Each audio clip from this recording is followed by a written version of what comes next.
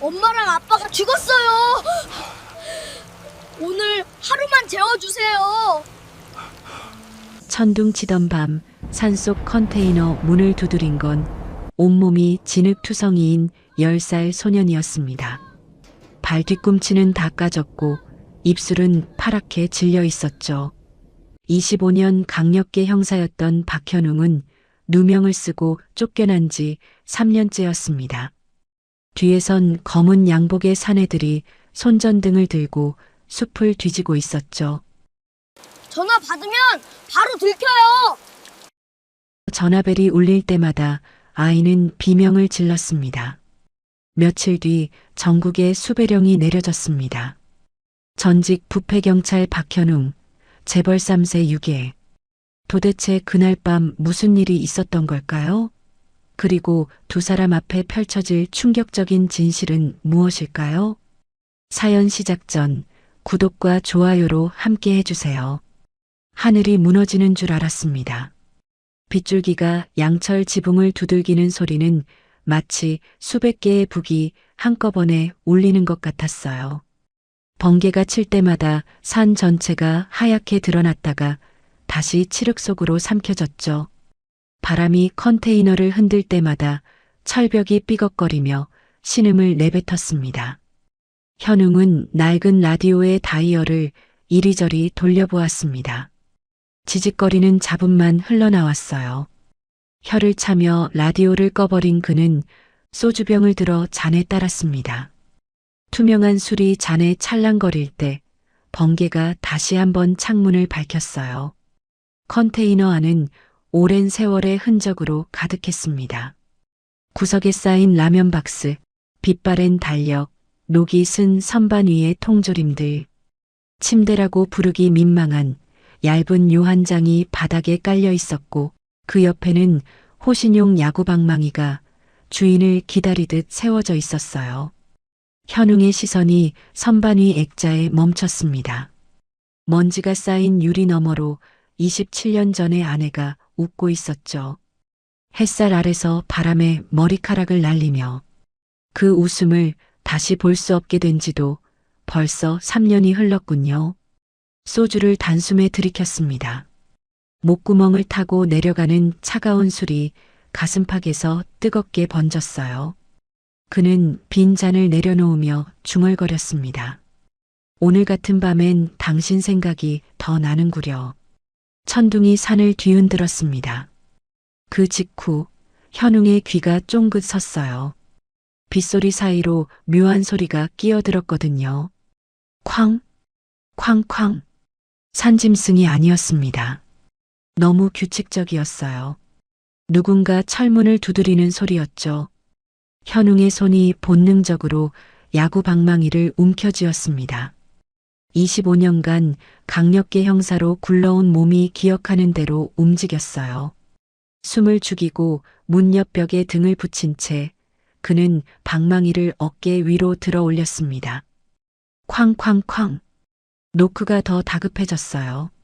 마치 무언가에 쫓기는 사람의 절박함이 느껴졌습니다. 현웅은 문고리에 손을 얹고 천천히 돌렸습니다.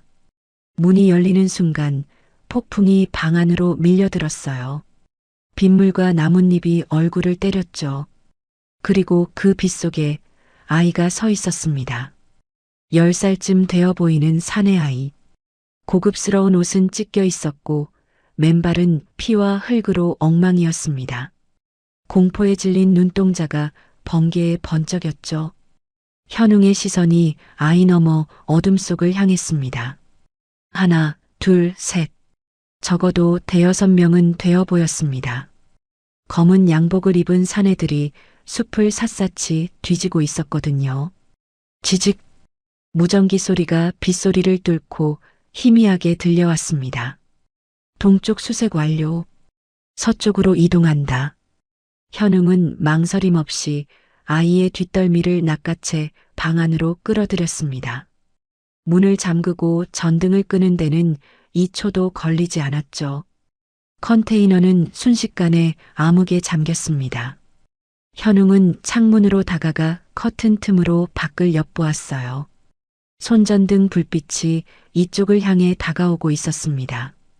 심장이 쿵쿵거렸지만 그는 숨소리조차 죽였어요. 옆에서 아이의 이가 딱딱 부딪히는 소리가 들렸습니다. 불빛이 컨테이너 창문을 스치고 지나갔습니다. 그 짧은 순간이 영겁처럼 느껴졌어요. 현웅은 아이의 입을 막은 손에 저도 모르게 힘을 주었습니다.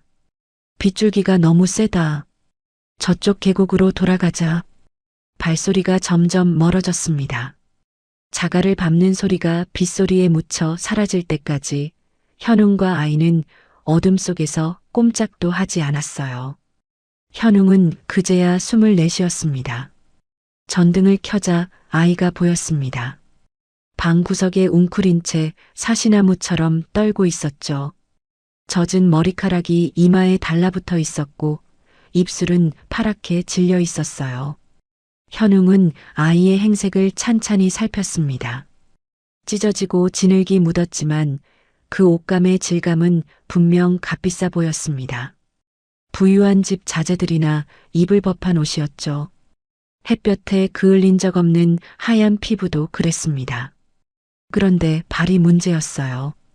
맨발이 흙과 피로 엉망이었거든요. 날카로운 돌에 긁힌 자국, 부르튼 물집, 피딱지가 앉은 상처들, 발 뒤꿈치는 벗겨져 살점이 드러나 있었습니다. 이건 하루 이틀에 생긴 게 아니었어요. 현웅의 형사 본능이 속삭였습니다. 단순한 가출이 아니라고. 넌 누구냐? 아이는 대답하지 않았습니다. 오히려 뒷걸음질 치며 더 깊은 구석으로 파고들었어요. 눈동자에 서린 공포가 말보다 많은 것을 말해주었죠. 저 눈빛은 현웅도 수없이 보아왔습니다. 끔찍한 일을 당한 피해자들의 눈이었거든요. 현웅은 한숨을 내쉬었습니다. 더 다그쳐봐야 소용없다는 걸 알았어요. 그는 낡은 장롱에서 수건을 꺼내 아이에게 던져주었습니다. 물기 닦고 옷 벗어. 그대로 자면 감기 걸린다. 말을 마친 현웅은 가스버너 앞으로 갔습니다. 냄비에 물을 붓고 불을 켰어요. 냉장고에서 묵은 된장 한 덩이와 쪼글쪼글해진 두부를 꺼냈죠. 칼이 도마를 두드리는 소리가 빗소리와 섞였습니다. 구수한 냄새가 좁은 컨테이너 안에 퍼지기 시작했어요. 된장이 보글보글 끓으며 김을 내뿜었죠. 아이의 코가 꿈틀거렸습니다. 잔뜩 움츠렸던 어깨가 조금씩 내려갔어요. 현웅은 양은 밥상에 밥 한 공기와 뚝배기를 올려 아이 앞으로 밀었습니다. 먹어. 잘 먹고 잘 살아야 도망도 잘 치지. 아이가 숟가락을 들었어요. 처음엔 조심스럽게, 그러다 점점 빠르게. 국물을 들이키고 밥을 퍼넣고 두부를 씹어 삼켰습니다. 며칠을 굶은 사람처럼 숨도 쉬지 않고 먹어댔죠. 뜨거운 국물이 턱을 타고 흘러내렸지만 아이는 닦을 생각도 하지 않았습니다. 그때였어요. 아이의 숟가락이 멈췄습니다. 어깨가 들썩이더니 소리 없이 눈물이 뺨을 타고 흘러내렸어요.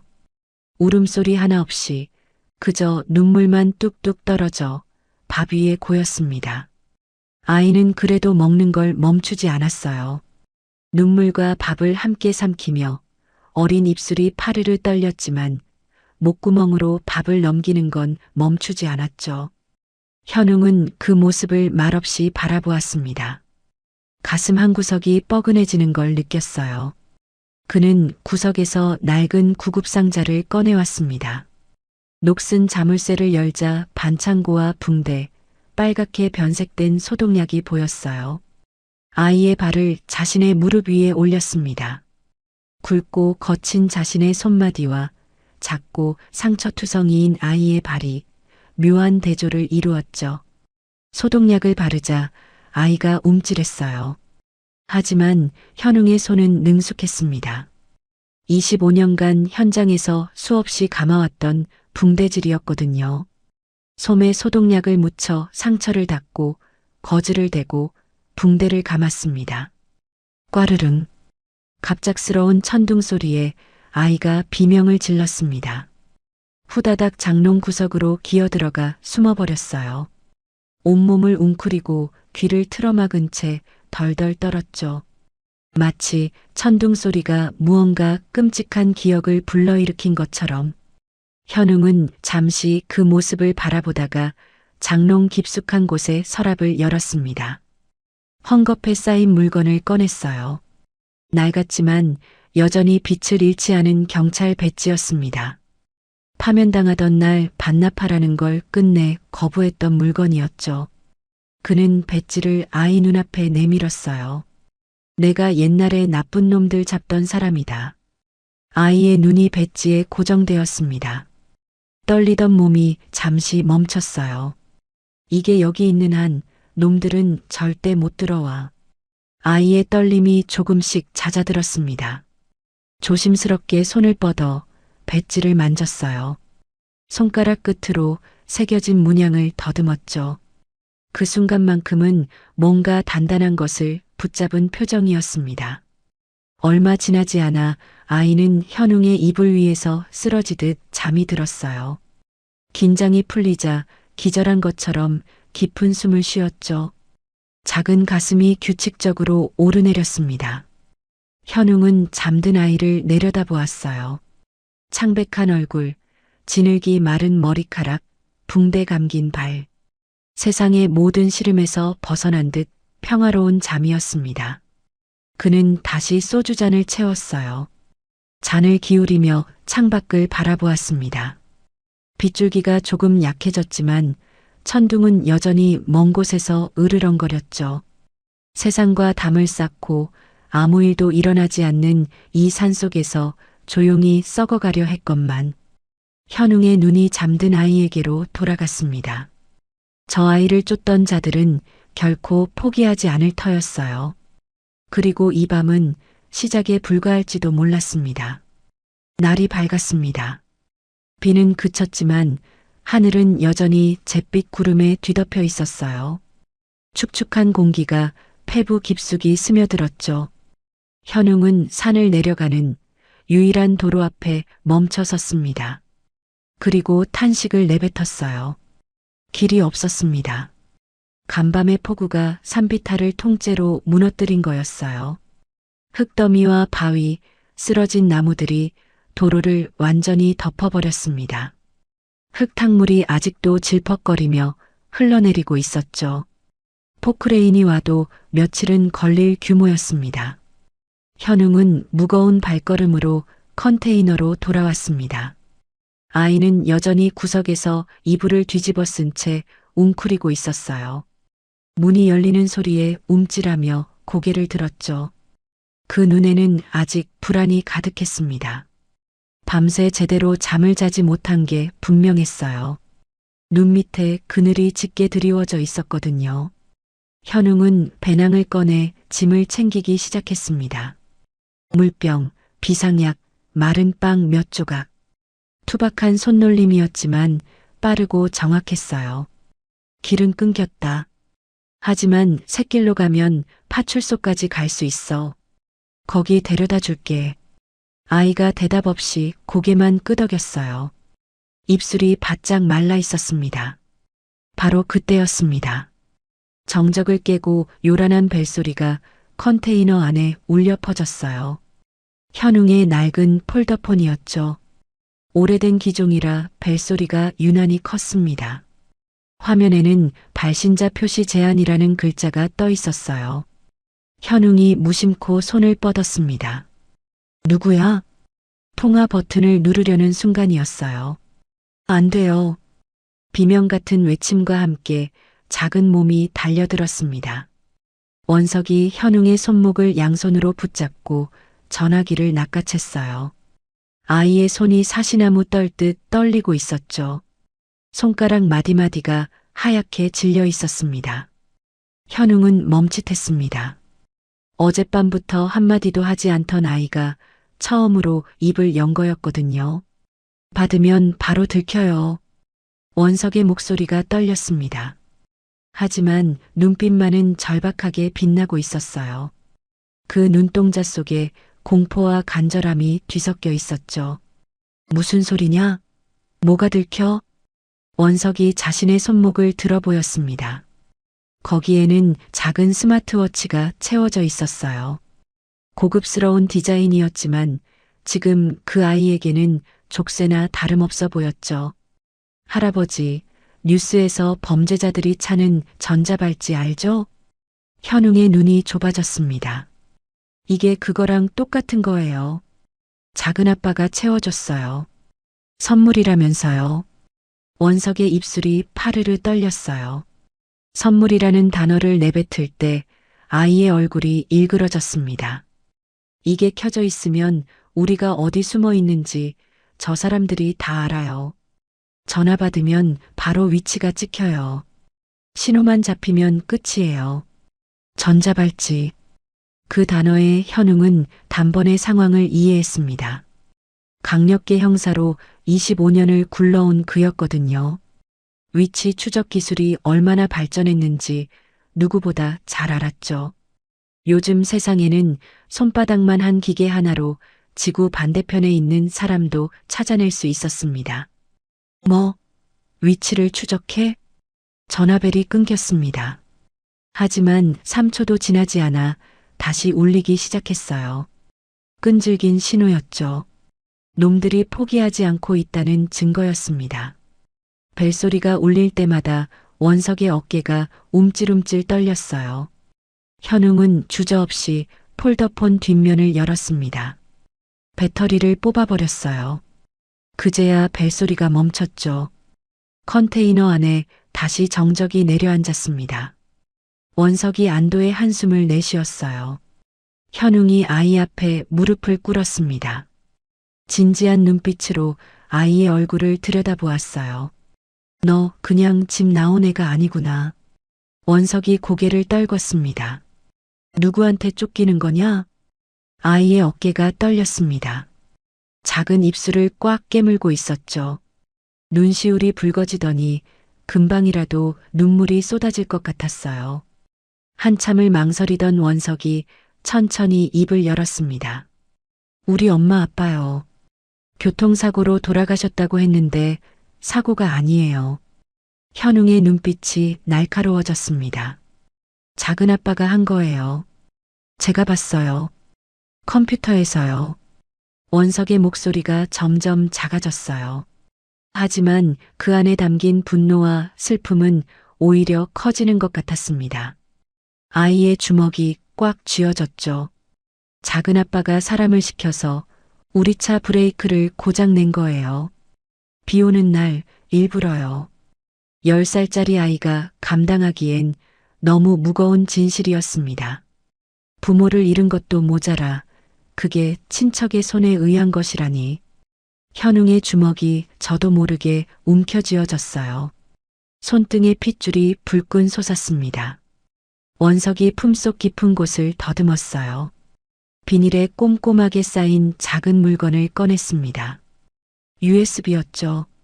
손톱만 한 크기였지만 아이는 그것을 보물처럼 소중히 쥐고 있었어요. 이것도요. 작은아빠가 회사에서 훔쳐간 돈 장부예요. 제가 가져왔어요. 현웅은 그 조그만 손에 들린 USB를 바라보았습니다. 저 작은 물건 하나에 수백억의 비밀이 담겨 있을지도 몰랐어요. 그리고 저 아이는 그 무게를 홀로 짊어지고 이 깊은 산속까지 도망쳐 온 거였죠. 가슴 한쪽이 뜨겁게 달아올랐습니다. 세상에 이런 일이. 현웅은 잠시 말을 잇지 못했어요. 저 어린 녀석이 겪었을 공포와 외로움이 머릿속에 그려졌거든요. 부모를 잃고 살인자의 집에서 살아야 했던 나날들. 그 속에서 증거를 찾아내고 홀로 도망쳐 나온 용기. 보통 어른도 해내기 힘든 일이었습니다. 그래서 도망친 거구나. 살려고. 현웅의 말에 원석이 입술을 깨물며 고개를 끄덕였습니다. 원석이 손목에 스마트워치를 풀려고 손을 가져갔어요. 현웅이 그 손을 막았습니다. 잠깐. 아이가 의아한 눈으로 올려다보았죠. 이게 전자발찌 같은 거라면 이걸 역으로 이용할 수도 있겠는데? 현웅의 눈에 번쩍이는 빛이 스쳤습니다. 오랫동안 잠들어 있던 형사의 감이 깨어나는 순간이었어요.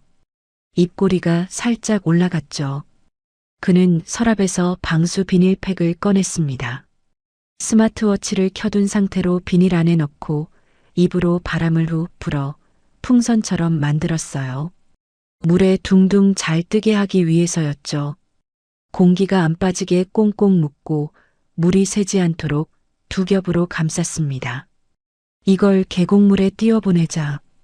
원석이 고개를 갸웃거렸습니다.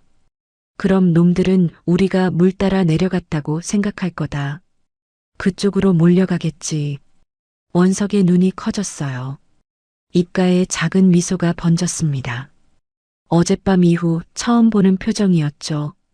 할아버지, 머리 좋으시네요. 형사생활 25년 했다. 이 정도는 기본이야. 두 사람은 컨테이너 뒤편 계곡으로 향했습니다. 간밤의 비로 물이 불어 있었어요. 흙탕물이 세차게 흘러가고 있었죠. 물소리가 요란했습니다. 현웅은 주변에서 나뭇가지와 스티로폼 부스러기를 주워 모았습니다. 급조한 작은 뗏목이었어요. 그 위에 비닐팩을 단단히 묶었죠. 원석도 옆에서 나뭇가지를 건네며 도왔습니다. 가라. 뗏목이 물살을 탔습니다. 처음엔 빙글빙글 돌더니 이내 속도를 붙여 아래쪽으로 빠르게 흘러갔어요. 바위에 부딪혀 튕기고 물보라를 일으키며 사라졌죠. 순식간에 구비를 돌아 시야에서 벗어났습니다. 자, 이제 놈들 시선은 저 밑으로 쏠릴 거다. 현웅이 산등성이를 가리켰어요. 우린 반대편으로 간다. 그는 낡은 배낭에 물과 비상식량, 구급약을 챙겨 아이 등에 메어주었습니다. 배낭끈을 아이 체격에 맞게 조여주었죠. 그리고 구석에 세워둔 등산 지팡이 하나를 아이 손에 쥐어줬어요. 힘들어도 소리내면 안 된다. 알겠지? 원석이 굳은 표정으로 고개를 끄덕였습니다. 어린 눈동자에 결연함이 서려 있었어요. 두 사람은 약초꾼들이나 다니는 험한 샛길로 접어들었습니다. 현웅이 앞장서서 풀을 헤쳤어요. 이슬에 젖은 풀잎이 바지를 적셨고 발밑에서는 낙엽이 바스락거렸죠.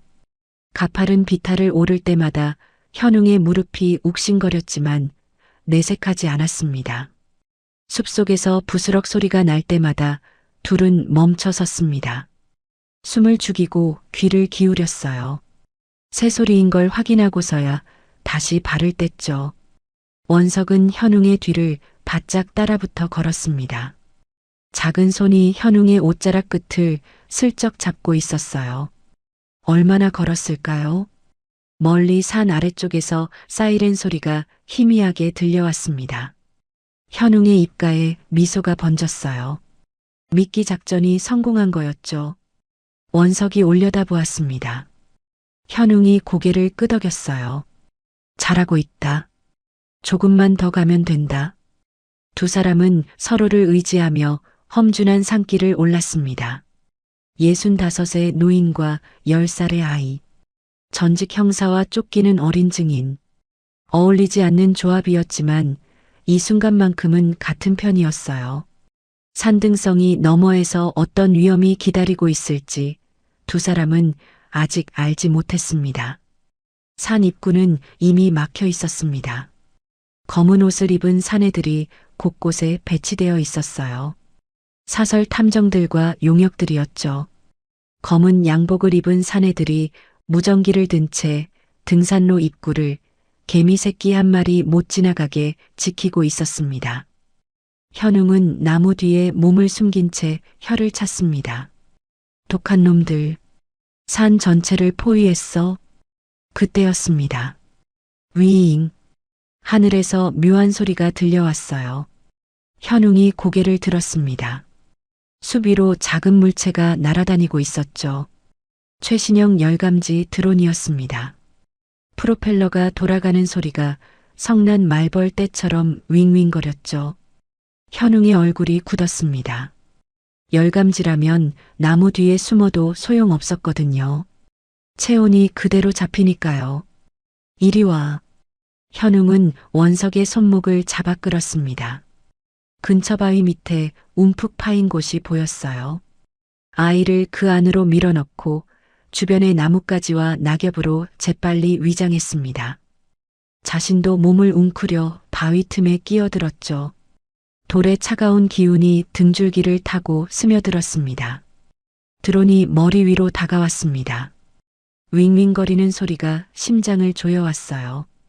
드론의 카메라 렌즈가 마치 살아있는 눈동자처럼 두 사람이 숨은 바위 쪽을 빤히 내려다보는 것 같았어요. 10초, 20초, 연것 같은 시간이 흘렀습니다. 드론이 천천히 방향을 틀더니 다른 쪽으로 날아갔습니다.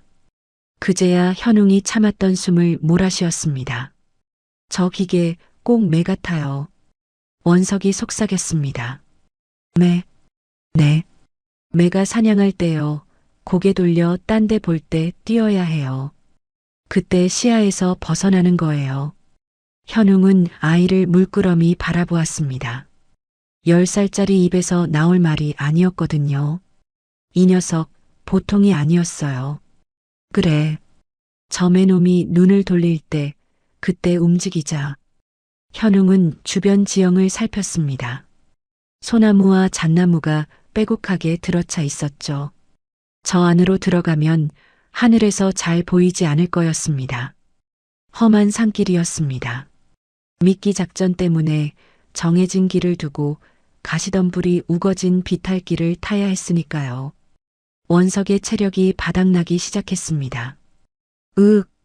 원석이 젖은 낙엽을 밟고 미끄러졌어요. 비탈 아래로 구르며 날카로운 나뭇가지와 돌부리에 온몸을 부딪혔습니다. 원석아. 현웅이 황급히 아이를 잡았습니다. 다행히 크게 다치진 않았지만 옷이 찢어지고 여기저기 생채기가 나버렸죠. 아이는 입술을 꽉 깨물고 울음을 삼켰습니다. 엎혀라. 원석이 고개를 저었어요. 괜찮아요. 걸을 수 있어요. 시간 없다.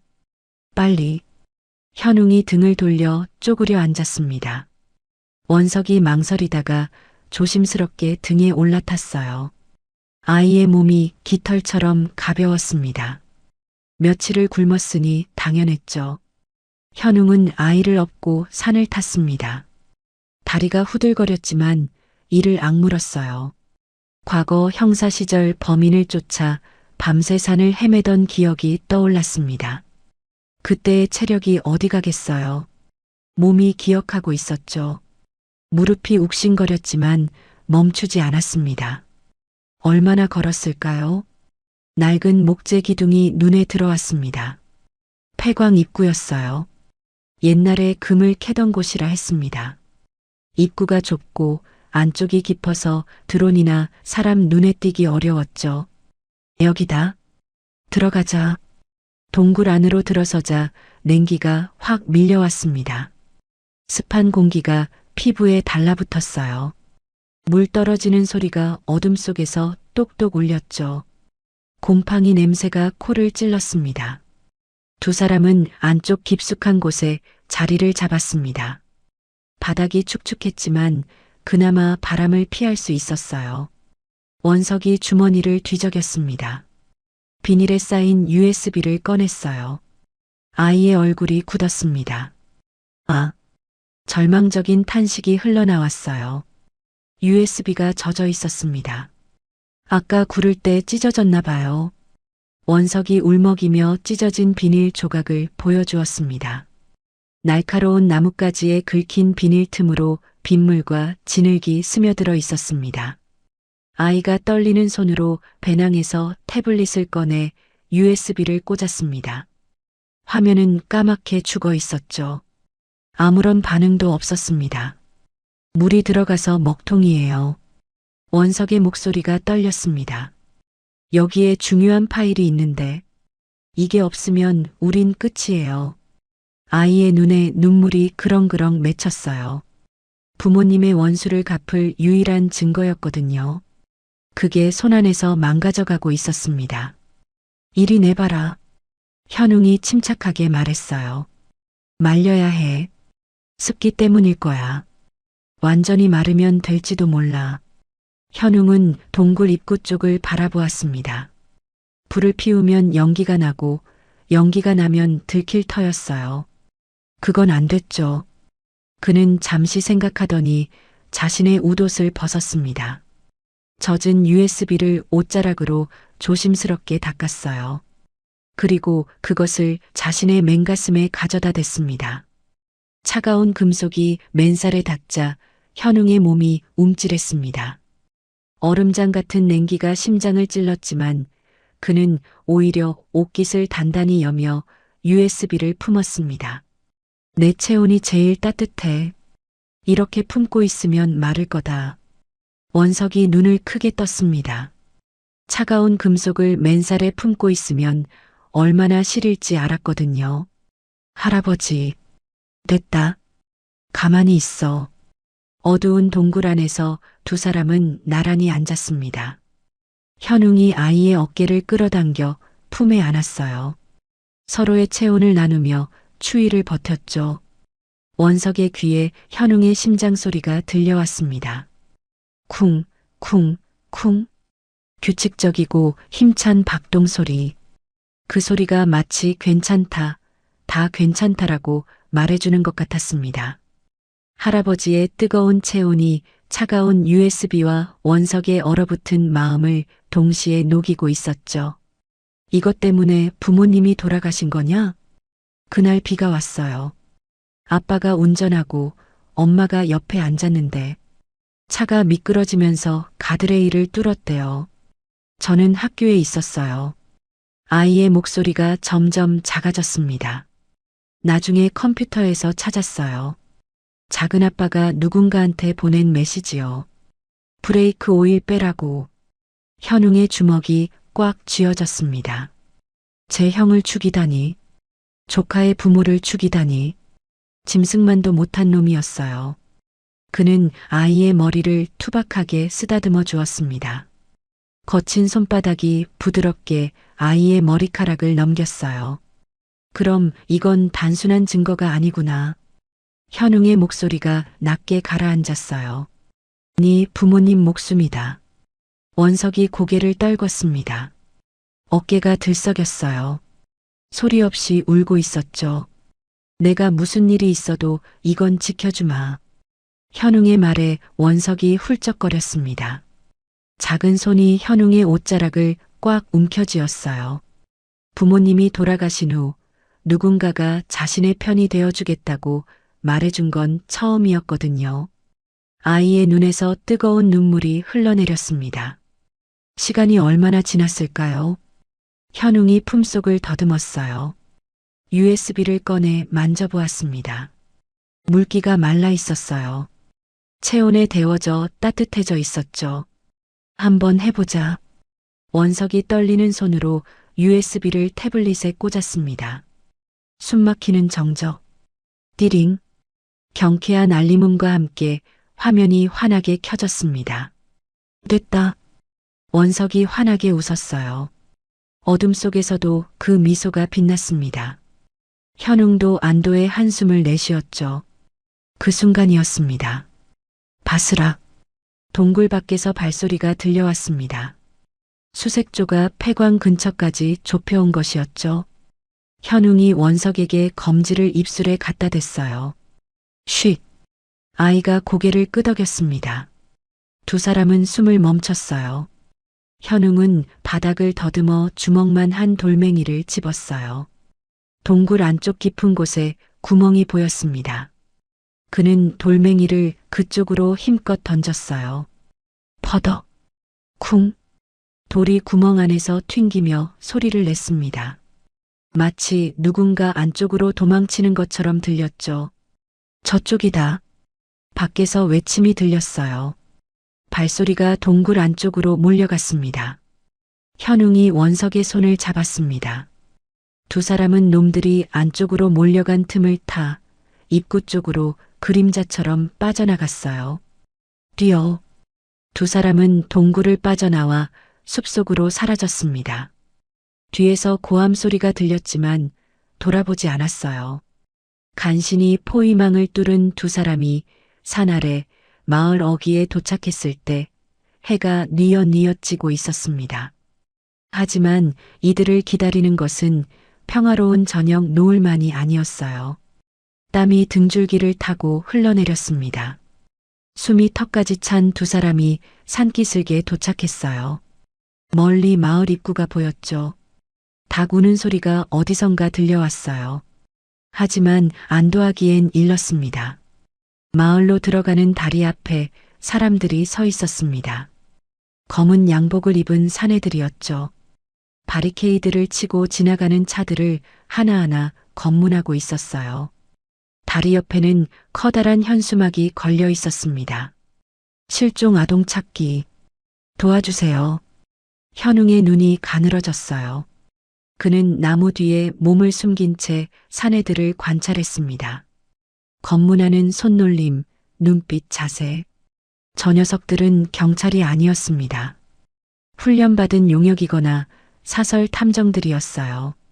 저 녀석들 눈빛을 봐라. 현웅이 낮게 중얼거렸어요. 애찾는 눈이 아니라 사냥감 찾는 눈이다. 원석이 현웅의 옷자락을 움켜쥐었습니다. 손가락에 힘이 잔뜩 들어가 있었어요. 아이의 얼굴이 다시 창백해졌죠. 현웅은 잠시 생각에 잠겼습니다. 이대로 걸어서 지나가면 100% 걸렸어요. 원석의 얼굴이 너무 하얗거든요. 도시에서 자란 아이 특유의 귀티가 났습니다. 그의 시선이 주변을 훑었습니다. 근처에 밭이 있었어요. 낡은 옷을 걸친 허수아비가 바람에 흔들리고 있었습니다. 현웅이 농막 쪽으로 걸음을 옮겼어요. 원석이 뒤를 따랐죠. 농막 안은 어수선했습니다. 호미, 삽, 고무대야가 여기저기 널려 있었어요. 먼지가 쌓인 선반 위에는 농약병이 나란히 놓여 있었죠. 현웅은 구석을 뒤지기 시작했습니다. 먼지가 풀풀 날렸어요. 됐다. 그가 꺼내든 것은 챙이 넓은 꽃무늬 모자였습니다. 할머니들이 밭일할 때 쓰는 거였어요. 분홍색 꽃이 잔뜩 그려져 있었죠. 그 옆에서 촌스러운 몸빼 바지와 낡은 스카프도 찾아냈습니다. 빛바랜 연두색이었어요. 입어라. 원석이 눈을 크게 떴어요. 이거요? 왜? 싫어. 이건 여자 옷이잖아요. 아이의 얼굴이 새빨개졌습니다. 10살 남자아이의 자존심이 발동한 거였죠. 입술을 삐죽거리며 고개를 저었어요. 현웅이 무표정하게 말했어요. 살고 싶으면 입어. 단호한 목소리였습니다. 원석은 입술을 깨물며 투덜거렸지만 결국 옷을 받아들었어요.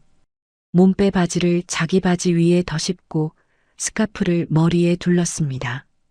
꽃무늬 모자를 깊이 눌렀었죠. 스카프로 얼굴 아래쪽을 반쯤 가렸습니다. 현웅이 한 발 물러서서 아이를 바라보았습니다. 영락없는 시골 꼬마 여자아이였어요. 얼굴 아래쪽은 스카프에 가려져 보이지 않았고 고급스러운 옷은 몸빼 바지에 완전히 묻혔죠. 됐다. 현웅은 바틀을 집어 자신의 바지에 문질렀습니다. 무릎, 허벅지, 엉덩이까지 흙투성이로 만들었어요. 손등에도 흙을 묻히고 머리카락을 헝클어뜨렸죠. 그리고 다리를 절뚝거리는 신용을 해보았습니다. 아이고 아이고. 신음소리까지 흘려보냈어요. 연기라기보다는 진짜 아픈 노인 같았습니다. 오랜 세월 범인들의 행동을 관찰해온 덕분이었죠. 허리도 구부정하게 굽혔어요. 할아버지, 진짜 같아요.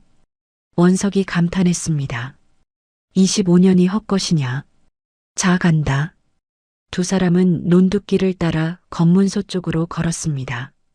현웅은 원석의 손을 꽉 잡고 다리를 심하게 절었어요. 원석은 고개를 푹 숙이고 할아버지 뒤를 따라갔죠. 걸음걸이도 여자아이처럼 조심스럽게 걸었습니다. 심장이 귀에서 쿵쿵 울렸어요. 검문소가 가까워질수록 긴장이 높아졌습니다. 사내들의 얼굴이 점점 또렷해졌어요. 무전기를 들고 있는 놈, 담배를 피우는 놈, 지나가는 차를 검문하는 놈. 모두 4명이었습니다. 덩치 큰 사내가 그들을 발견하고 손을 들었어요. 험악한 표정이었습니다. 눈 아래 흉터가 번들거렸죠. 어이, 영감님. 잠깐 서봐요. 현웅은 못 들은 척했어요. 계속 다리를 질질 끌며 걸었습니다. 현웅이 슬쩍 원석의 옆구리를 꼬집었어요. 아! 원석이 외마디 비명을 질렀죠.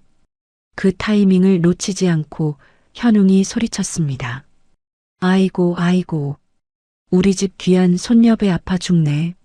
비켜요, 비켜. 쩌렁쩌렁한 목소리가 울려 퍼졌습니다.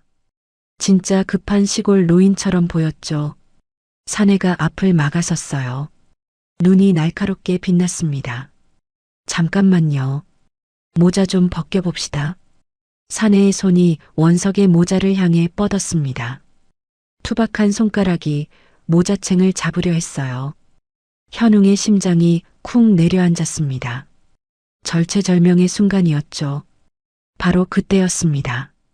원석의 손이 주머니 속에서 무언가를 꽉 눌렀어요. 삐익! 귀를 찢는 듯한 소리가 터져 나왔습니다.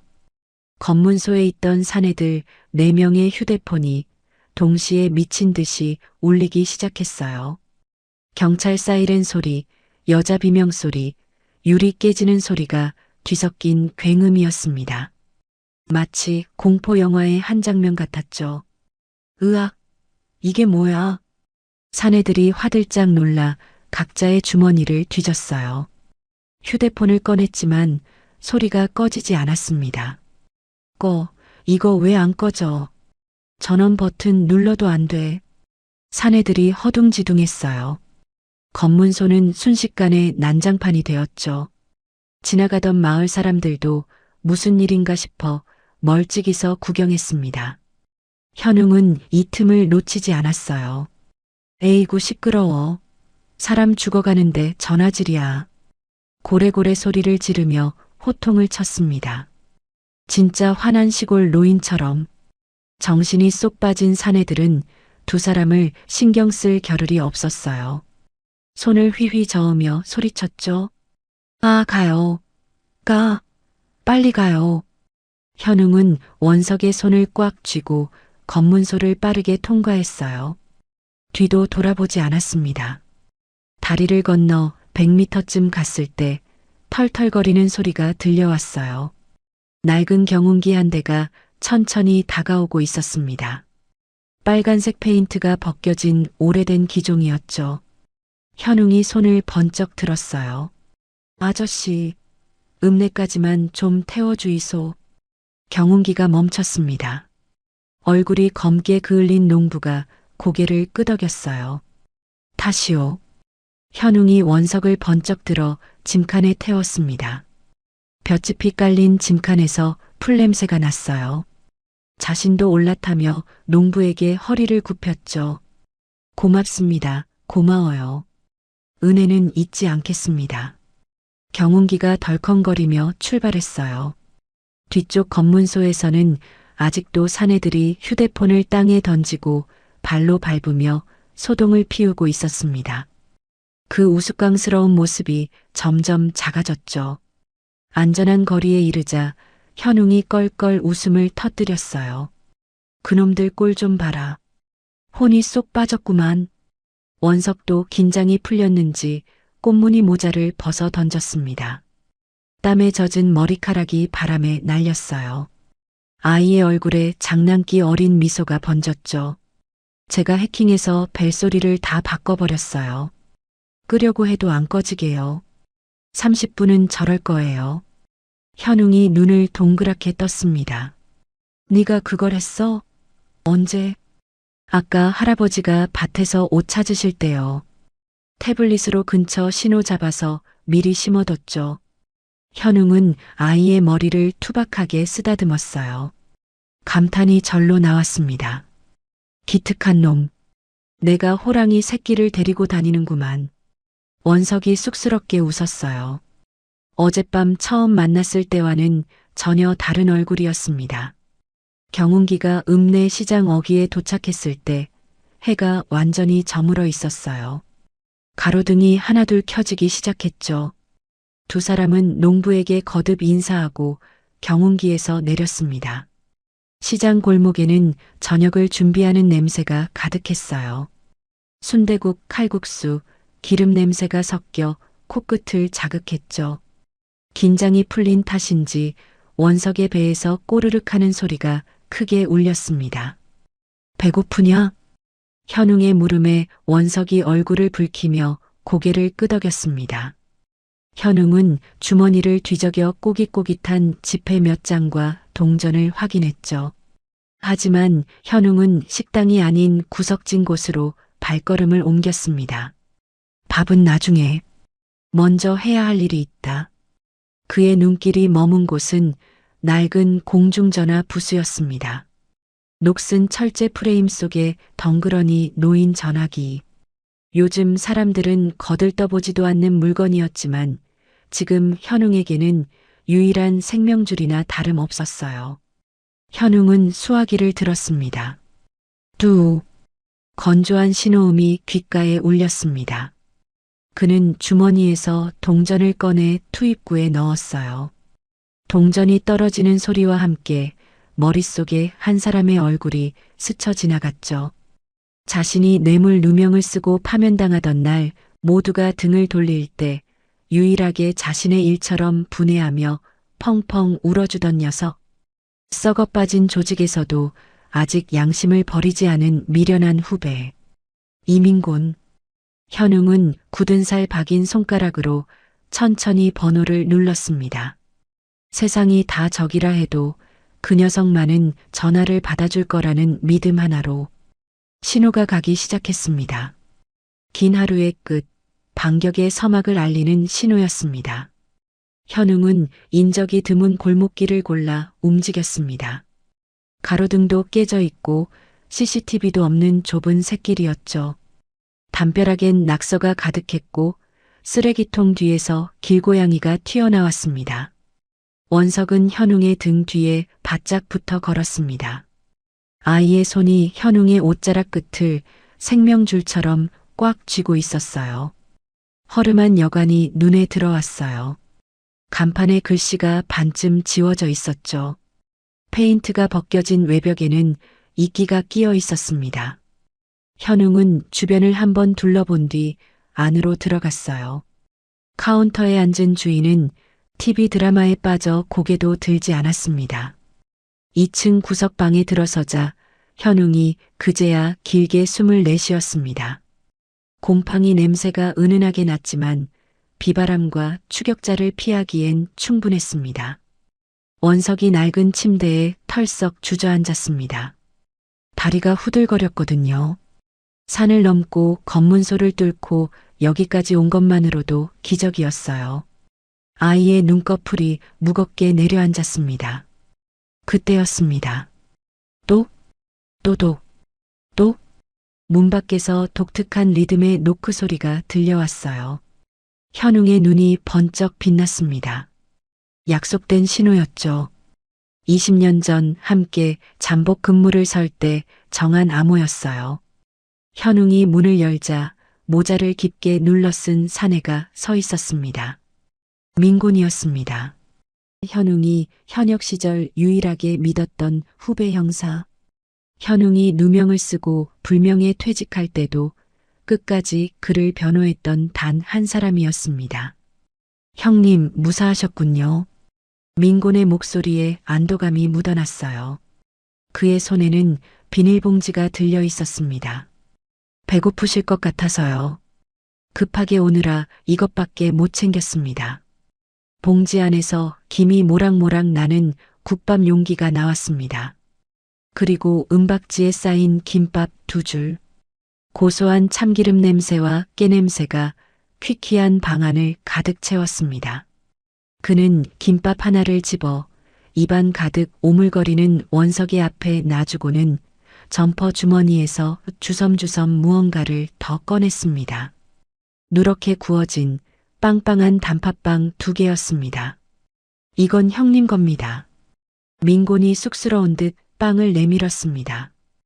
옛날에 잠복 근무할 때마다 당 떨어진다고 노래를 부르셨잖아요. 편의점 3군데나 돌아서 형님 좋아하시던 빵 겨우 샀습니다. 현웅이 피식 웃음을 터뜨렸습니다.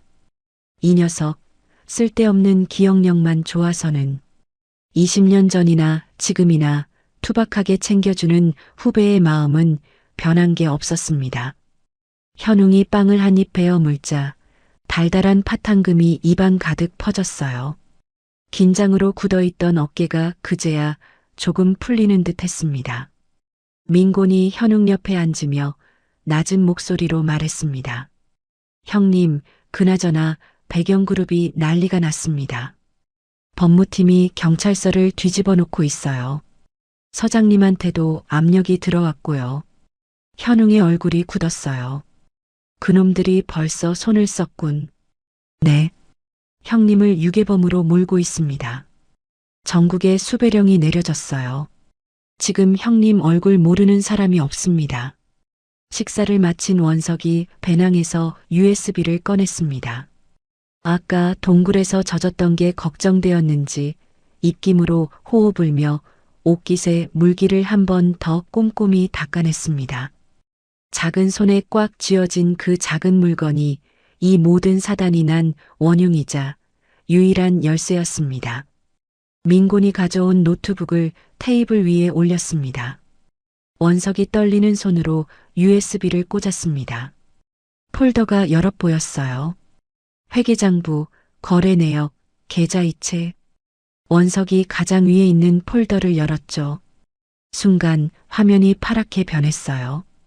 비밀번호를 입력하세요. 굵은 글씨가 화면 한가운데 떠 있었습니다. 그 아래에는 숫자를 입력하는 칸이 있었죠. 어떡하죠? 원석의 얼굴이 하얗게 질렸어요.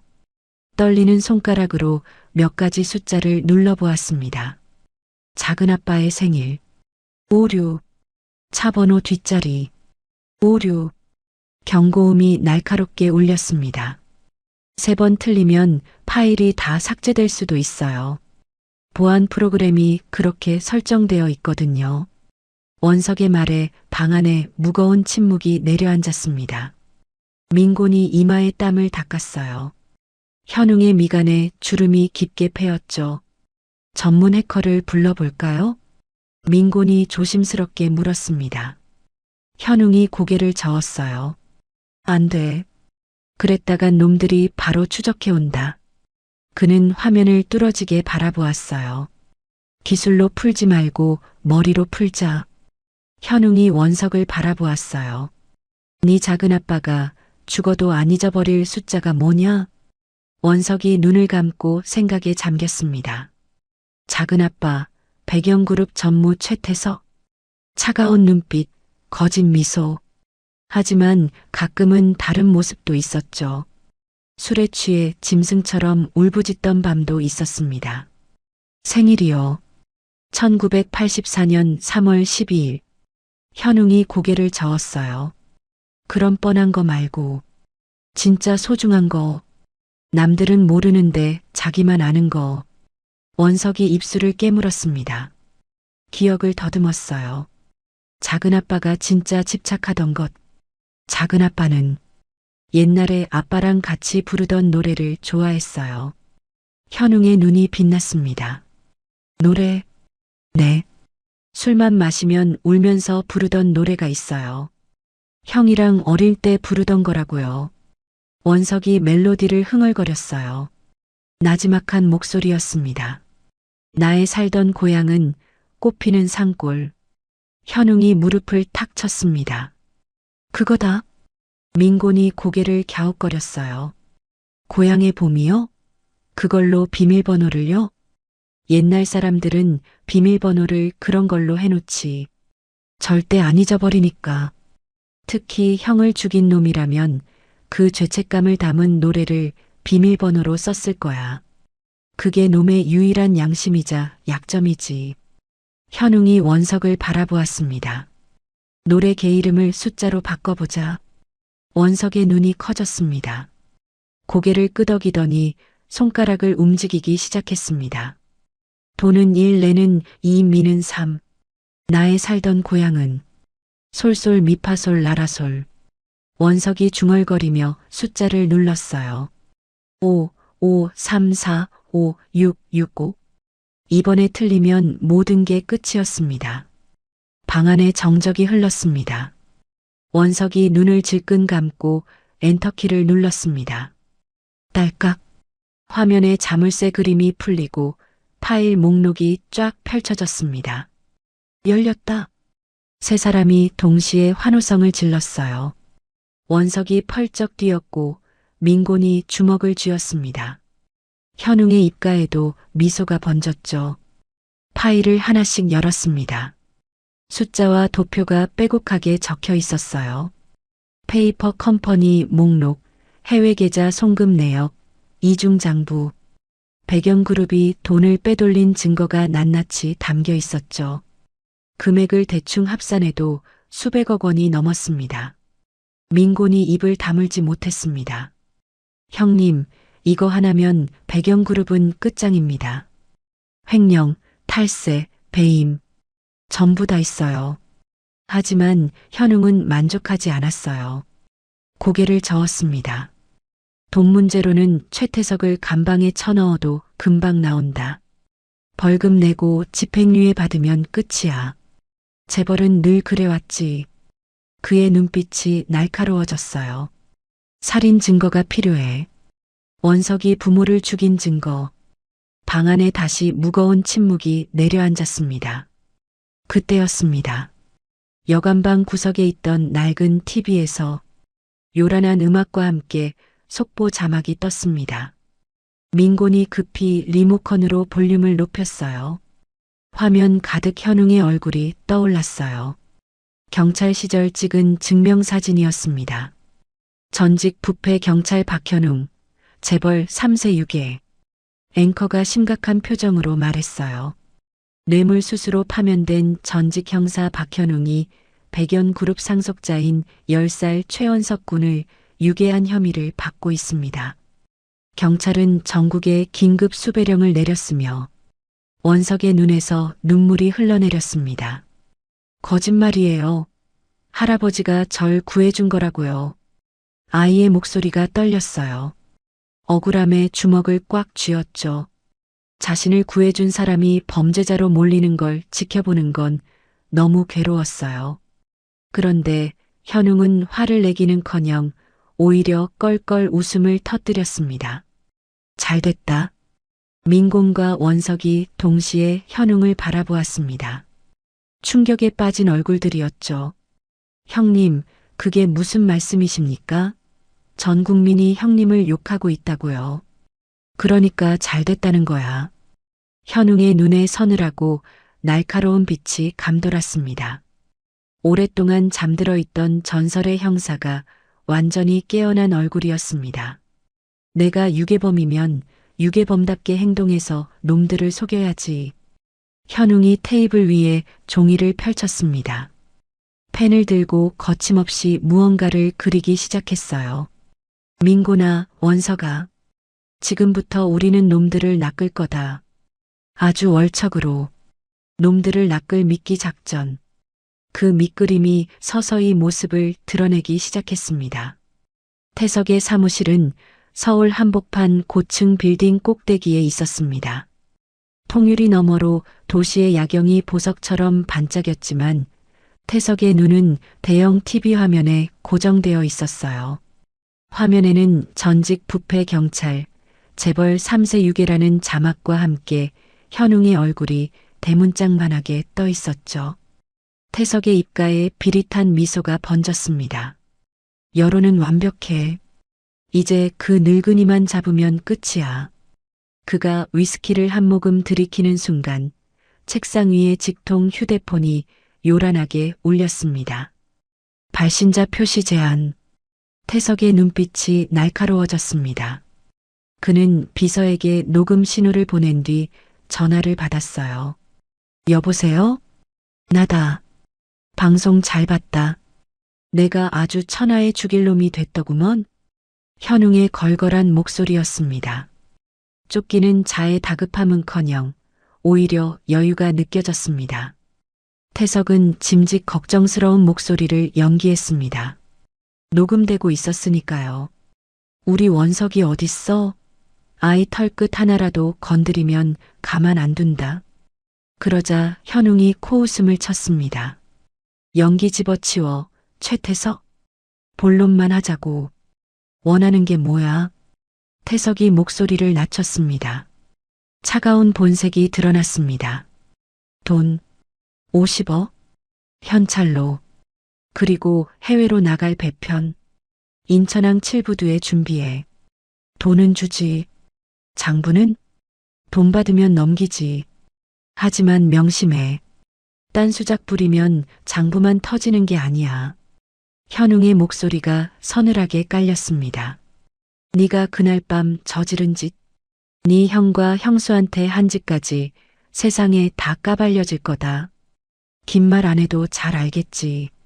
형과 형수라는 말에 태석의 동공이 지진 난 듯 흔들렸습니다. 손에 쥔 위스키 잔이 달달 떨렸죠. 좋아. 어디서 만날까? 내일 오후 2시. 서울역 물품 보관함 앞. 혼자 와. 친구들 데려오면 거래는 끝이다. 뚝. 전화가 끊기자마자 태석이 위스키 잔을 벽에 집어 던졌습니다. 쨍그랑. 서울역에 애들 전부 깔아. 내일 오후 2시다.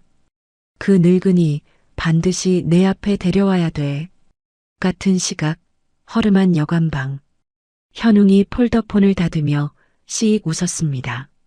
성공이다. 놈이 미끼를 덥석 물었어. 민공과 원석이 긴장된 표정으로 현웅을 바라보았습니다. 할아버지, 정말 서울역에 가실 거예요? 위험해요. 현웅이 고개를 저으며 아이의 머리를 쓰다듬었습니다. 아니, 거긴 민곤이가 갈 거야. 변장하고 놈들 시선만 끌어주면 돼. 우린 그 시간에 텅 빈 놈의 안방, 백연그룹 본사를 턴다. 현웅은 긴 설명 대신 민곤과 눈빛을 교환했습니다. 오랜 파트너였기에 구구절절한 작전 회의는 필요 없었습니다. 민곤아, 서울역을 부탁한다. 최대한 요란하게 놈들을 휘저어줘. 맡겨만 주십시오, 형님.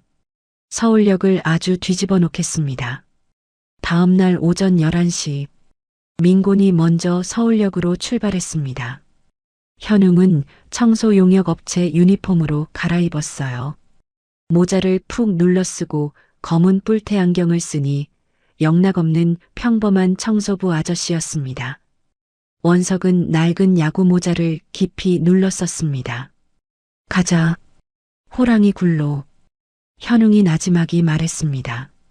현웅과 원석은 청소용역 업체 트럭 뒤에 몰래 탑승했어요. 짐칸은 어둡고 좁았습니다. 청소도구 냄새가 코를 찔렀죠. 대걸레와 빗자루 사이에 몸을 웅크렸습니다. 트럭이 덜컹거리며 출발했어요. 어둠 속에서 원석의 작은 손이 현웅의 손을 찾았어요. 떨리는 손이었습니다. 현웅이 그 손을 꽉 잡아주었죠. 거칠고 투박한 손이었지만 아이에게는 세상에서 가장 든든한 손이었습니다. 트럭이 서울 시내로 들어갔어요. 창밖으로 백연그룹 본사 빌딩이 점점 가까워지고 있었습니다. 그 거대한 유리 건물 안에서 모든 것이 결판날 터였어요. 오후 2시 서울역. 인파가 물결처럼 오갔습니다. 여행 가방을 끄는 사람들, 기차를 기다리는 사람들, 만남의 광장에서 누군가를 찾는 사람들. 평범한 오후의 풍경이었죠. 안내 방송이 울려 퍼지고 커피 냄새가 공기 중에 퍼졌습니다. 하지만 그 속에 평범하지 않은 눈빛들이 숨어 있었습니다. 물품 보관함 주변에 검은 양복을 입은 사내들이 서성거렸어요. 신문을 보는 척, 커피를 마시는 척하면서 사방을 감시하고 있었죠. 태석이 보낸 용역들이었습니다. 사복 경찰들도 곳곳에 배치되어 있었어요. 현웅이 나타나기로 한 장소였습니다. 그 무리 속에 노숙자 한 명이 어슬렁거리고 있었어요. 때 묻은 점퍼에 헝클어진 머리카락. 아무도 그에게 눈길을 주지 않았습니다. 그저 지나치는 사람들 중 하나일 뿐이었어요. 민곤이었습니다. 그는 물품 보관함 근처를 천천히 배회했습니다. 일부러 수상하게 행동했죠. 보관함을 기웃거리다가 주변을 두리번거렸어요. 누군가를 기다리는 것처럼. 저놈 수상해. 용역 중 하나가 무전기에 대고 속삭였습니다. 시선들이 민곤에게 집중되었어요. 작전대로였죠. 바로 그 시각 백연그룹 본사 건물 지하 주차장. 청소 용역 트럭이 멈추고 짐칸에서 현웅과 청소 카트가 내려졌습니다. 현웅이 카트를 밀며 엘리베이터를 타고 회장실이 있는 꼭대기 층으로 향했습니다. 카트 안에는 원석이 숨죽여 웅크리고 있었죠. 층수가 하나씩 올라갈 때마다 긴장이 높아졌어요. 딩! 문이 열렸어요. 태석의 회장실이 있는 층이었습니다. 복도에 경호원 한 명이 서 있었죠. 덩치가 산만했어요. 굵은 목에 짧게 밀어버린 머리. 현웅이 고개를 숙인 채 카트를 밀고 다가갔습니다. 청소하러 왔습니다. 경호원이 의심스러운 눈으로 현웅을 훑쳤어요. 지금 회장님 안 계신데 위에서 시켜서요. 오늘까지 바닥 왁스 칠해놓으라고. 현웅이 허리를 굽히며 비굴한 척 웃었습니다. 경호원이 의심을 거두고 고개를 돌리는 순간 현웅의 손이 번개처럼 움직여 경호원의 급소를 가격했습니다. 억소리도 못 내고 쓰러진 그를 창고에 밀어 넣었습니다. 나와라. 원석이 카트에서 빠져나와 회장실로 들어갔습니다. 거대한 책상과 가죽 소파가 놓인 권력의 공간. 아이는 곧장 컴퓨터 앞에 앉았습니다. 관리자 승인이 필요합니다. 파란 잠금 화면이 앞을 막았습니다. 비서실에서 승인해주지 않으면 켜지지도 않는 시스템이었죠. 이거 못 둘라? 현웅이 물었어요. 원석이 씩 웃었습니다. 자신감 넘치는 표정이었어요. 할아버지, 보이스피싱 아시죠? 사기 문자 보내는 거요. 현웅이 고개를 끄덕였어요. 뉴스에서 많이 본 수법이었죠. 제가 비서 컴퓨터에 가짜 경품 당첨 창을 띄울 거예요. 사람은 공짜라면 무조건 누르게 돼 있거든요. 원석이 배낭에서 작은 노트북을 꺼냈습니다. 손가락이 키보드 위를 춤추듯 움직였어요. 복도 저편 비서실. 근무 중이던 비서의 모니터에 갑자기 화려한 팝업 창이 떴습니다. 금색 글씨가 반짝거렸어요. 긴급. 전 직원 특별 보너스 지급 확인. 지금 클릭하세요. 비서의 눈이 휘둥그레졌어요. 보너스라니. 의심할 틈도 없이 손가락이 확인 버튼을 눌렀습니다. 그 순간 원석의 화면에 글자가 떠올랐어요. 접속 성공. 걸려들었어요. 원석이 작게 환호했습니다. 손가락이 더 빠르게 움직였어요. 폴더를 뒤지고 파일을 찾았죠. 숨겨진 폴더가 눈에 들어왔습니다. 이름은 프로젝트 B. 그 안에는 날짜별로 정리된 음성 파일들이 빼곡하게 들어 있었습니다. 그중 하나를 재생하자 태석의 목소리가 흘러나왔습니다. 브레이크를 고장내서 사고로 위장해. 실수 없이 처리하라고. 심장이 쿵 내려앉았어요. 부모님을 죽이라고 지시하는 목소리. 원석의 눈에 눈물이 고였지만 이를 악물고 복사를 시작했습니다. 바로 그 시각 서울역. 태석이 뭔가 이상함을 느꼈습니다. 2시가 넘었는데 현웅은 나타나지 않고 노숙자 하나만 잡혔다는 보고만 들어왔죠. 함정이다. 태석의 얼굴이 일그러졌습니다. 모든 게 미끼였던 거였어요. 자신이 속아 넘어간 거였죠. 차 돌려. 회사로 간다. 차를 돌리며 태석은 비서에게 소리쳤습니다. 보안실장 연결해. 지금 당장 내 방으로 경비 병력 다 올려보내라고 해. 엘리베이터 정지시키고 비상계단 막아. 태석은 자신이 도착하기 전에 놈들을 도간에 든 쥐로 만들 작정이었습니다. 백연그룹 본사 회장실 80%, 90% 전송바가 천천히 움직이는데 복도밖이 소란스러워졌습니다. 회장실 포위에 엘리베이터 꺼. 보안팀의 무전소리와 다급한 발소리가 들려왔습니다. 태석의 지시를 받은 경비들이 들이닥치고 있었어요. 빨리 좀 해라 원서가. 현웅이 문을 가로막고 야구 방망이를 고쳐쥐었습니다. 다 됐어요. 원석이 USB를 뽑자마자 쾅 하고 문이 덜컹거렸습니다. 밖에서 경비들이 문을 부수려 하고 있었습니다. 창문으로 뛰어. 현웅이 미리 확인해둔 유리창 청소용 곤돌라줄을 끌어당겼습니다.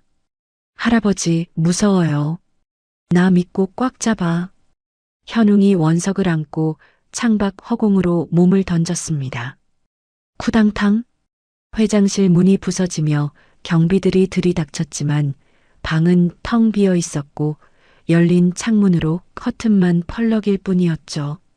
건물 밖 뒷골목.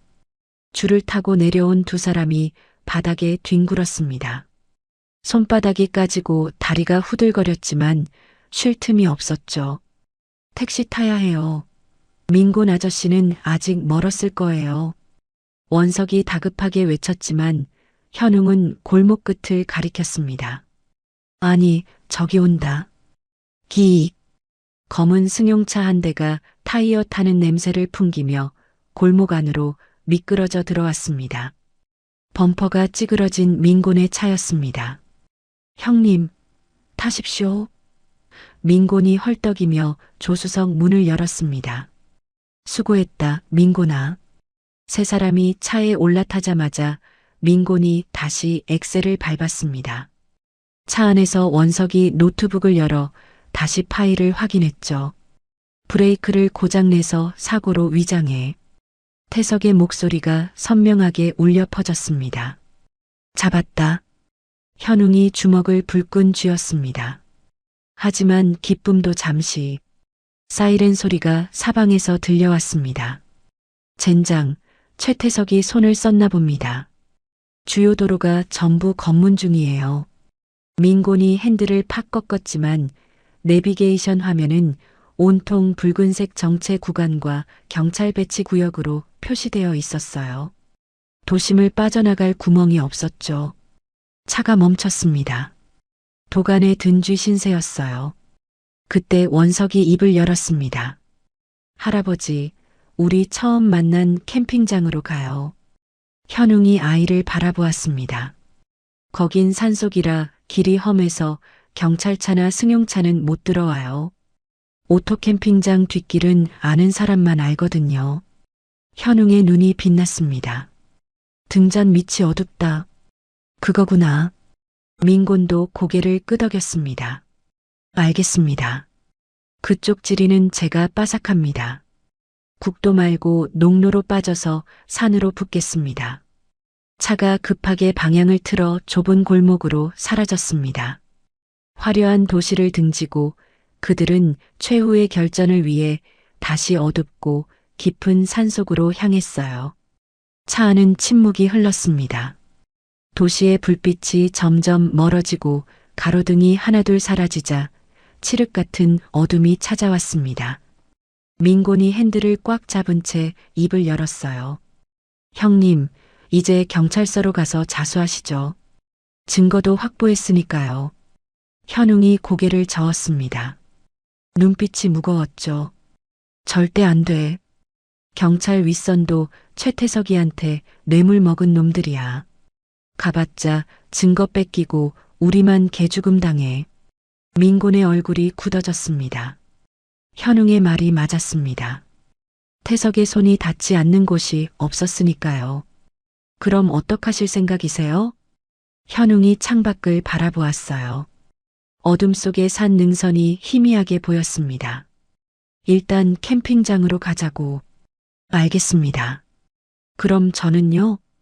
민곤이 넌 방송국으로 가. 아는 PD 있다고 했잖아. 현웅이 USB를 건넸습니다. 이거 전해줘. 우리가 증거 파일을 자정에 인터넷에 올릴 거야. 방송국에서 그걸 받아서 뉴스로 터뜨려야 해. 인터넷만으론 힘이 약해. 민곤이 USB를 받아 품에 넣었어요. 품속 깊이 감추었죠. 형님, 몸 조심하세요. 꼭 살아서 만납시다. 너도. 그리고 고맙다, 민곤아. 차가 산 입구에서 멈췄습니다. 현웅과 원석이 내렸어요. 민곤의 차가 멀어지는 것을 지켜보았죠. 테일 램프의 빨간 불빛이 어둠 속으로 사라지자 이제 세상에 둘만 남은 기분이었습니다. 두 사람은 산길을 올랐습니다. 숲 냄새가 코끝을 스쳤고 낙엽 밟는 소리만 고요한 산속에 울렸습니다. 컨테이너에 도착했을 때 안은 예상대로 난장판이었습니다. 놈들이 수색하면서 뒤집어 놓은 탓에 이불이 찢기고 물건들이 나뒹굴고 있었어요. 현웅은 한숨을 내쉬었지만 곧 묵묵히 정리를 시작했습니다. 원석도 옆에서 말없이 도왔죠. 정리가 얼추 끝나자 현웅이 밖으로 나갔습니다. 뭐 하시게요? 준비해야지. 놈들이 냄새를 맡고 다시 올 거다. 대비해야 해. 현웅은 숲속을 돌아다니며 재료를 모았습니다. 낚싯줄, 빈 깡통, 텐트 고정용 팩, 캠핑 도구함에 있던 것들이었지만 현웅의 손을 거치자 무기가 되었죠. 캠핑장 입구 숲길, 발목 높이의 낚싯줄을 팽팽하게 묶었습니다. 줄 끝에 빈 깡통과 작은 방울을 매달았습니다. 아날로그 경보 장치다. 전기도 필요 없고 고장도 안 나지. 원석이 눈을 동그랗게 떴습니다. 할아버지, 영화에서 본 거예요? 형사 25년 하면 이런 건 기본이야. 현장에서 배운 생존 기술이지. 다음은 함정이었습니다. 컨테이너 앞 넓은 터에 구덩이를 파고 얇은 나뭇가지와 낙엽으로 감쪽같이 덮었습니다. 나무 사이에는 그물을 쳐서 발에 걸리면 덮치게 만들었어요. 문 위에는 밀가루 포대를 매달아 문을 열면 하얀 가루가 쏟아지게 설치했습니다. 눈에 들어가면 앞이 안 보여. 그 틈에 도망치는 거야. 원석이 오랜만에 환하게 웃었습니다. 꼭 영화 나홀로 집에 같아요. 케빈이 도둑 혼내주는 거. 그래, 그 꼬마가 머리 써서 도둑 혼내주는 거. 우리도 해보는 거야. 두 사람은 킥킥 웃었습니다. 살얼음판 같은 긴장 속에서 찾아온 짧은 여유였어요. 원석은 컨테이너 안에서 노트북을 켰습니다. 할아버지, 자정에 자동으로 올라가게 예약해 놓을게요. 그래. 민곤이가 방송국에 도착할 시간도 필요하고 무엇보다 자정 뉴스가 시청률이 제일 높아.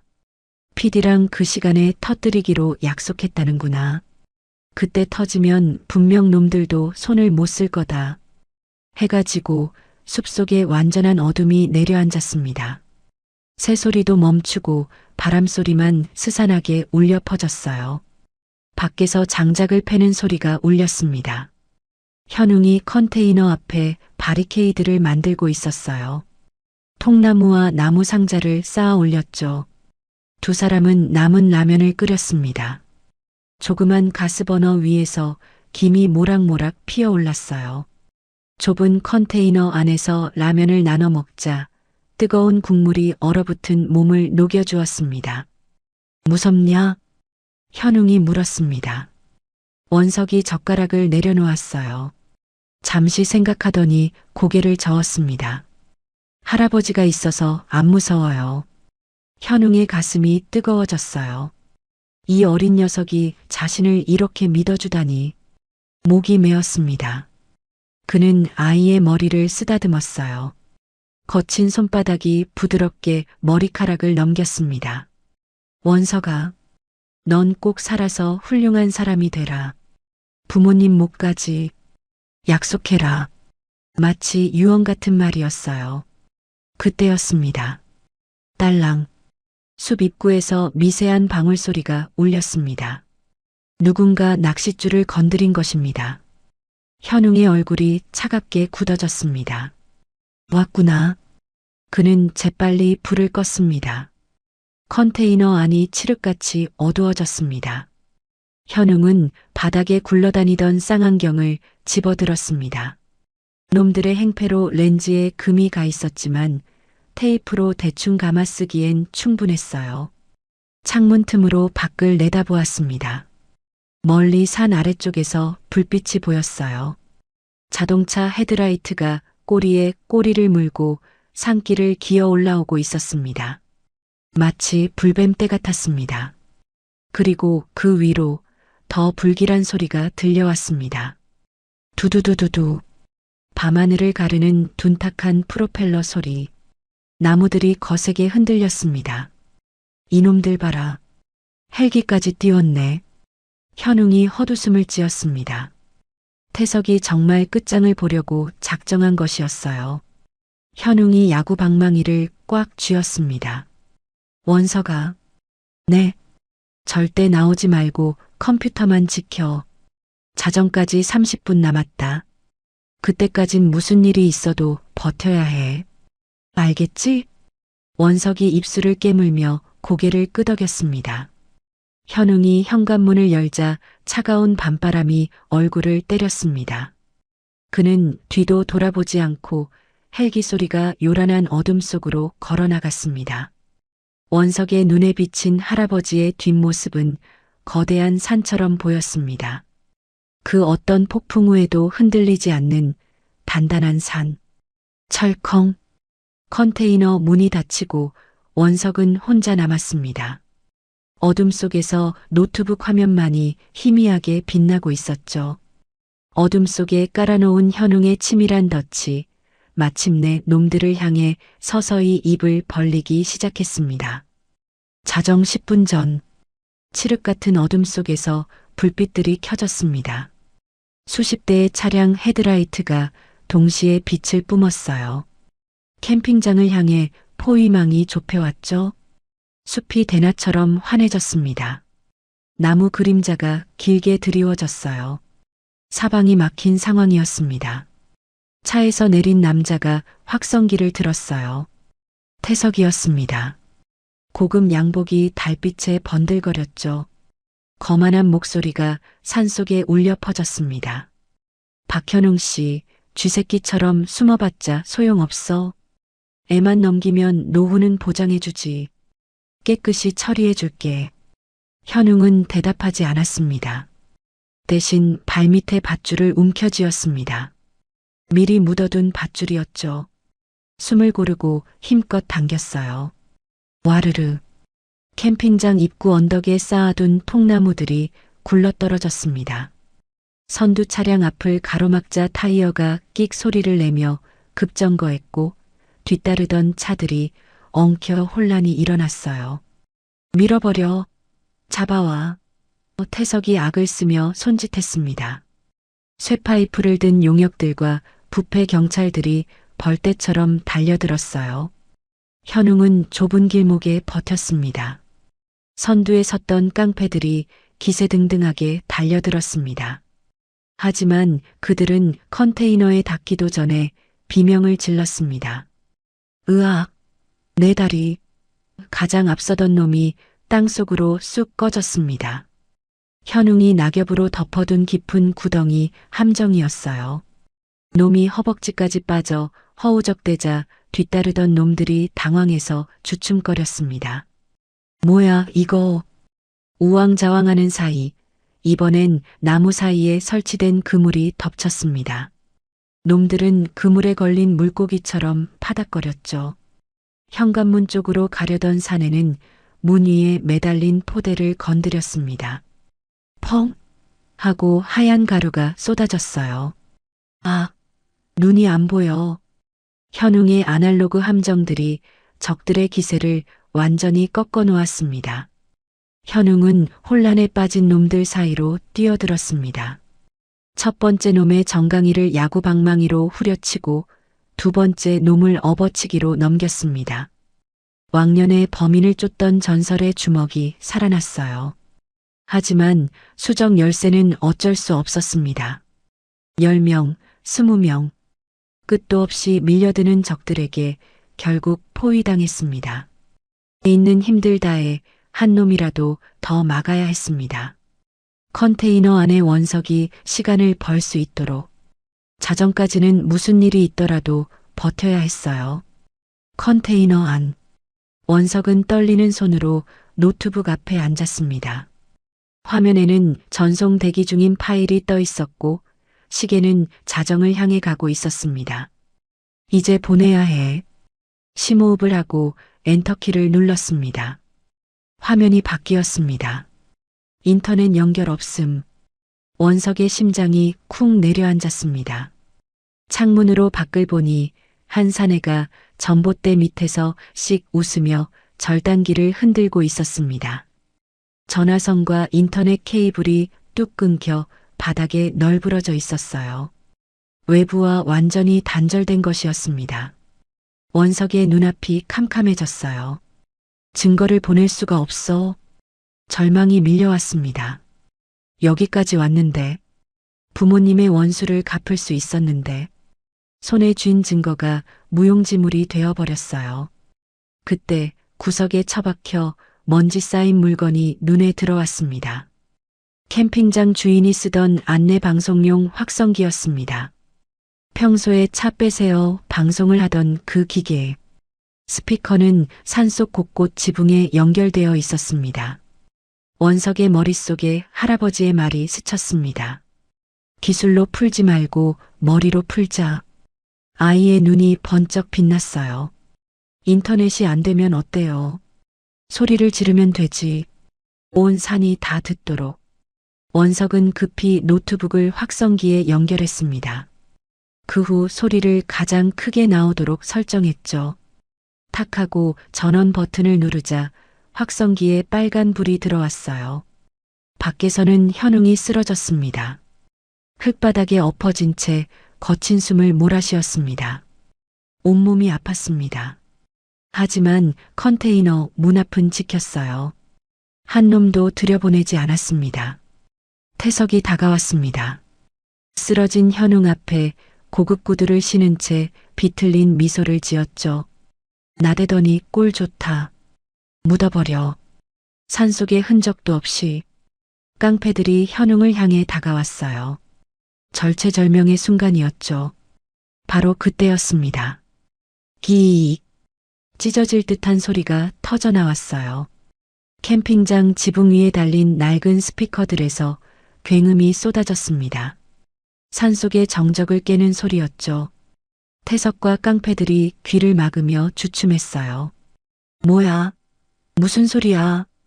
소리가 멈추고 스피커에서 선명한 목소리가 흘러나왔습니다. 브레이크 오일선을 잘라버려. 태석의 목소리였습니다. 선명하고 또렷했어요. 사고로 위장해서 아주 보내버리라고. 뒤처리는 내가 할 테니까. 실수 없이 처리해.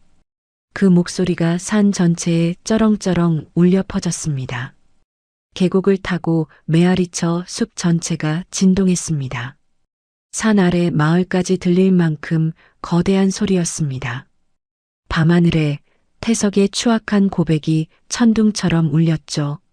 현장에 있던 모든 사람이 동작을 멈췄습니다. 경찰들, 용역들 구분 없이 모두 얼어붙었어요. 너무나도 크고 선명한 증거 앞에서 못 들은 척할 수가 없었습니다. 수십 명의 증인 앞에서 살인 교사가 공개된 셈이었어요. 마치 하늘에서 천벌이 내려오는 것 같았어요. 태석의 얼굴이 사색이 되었습니다. 꺼? 저거 안 꺼? 미친 듯이 소리쳤지만 녹음은 계속 반복되었습니다.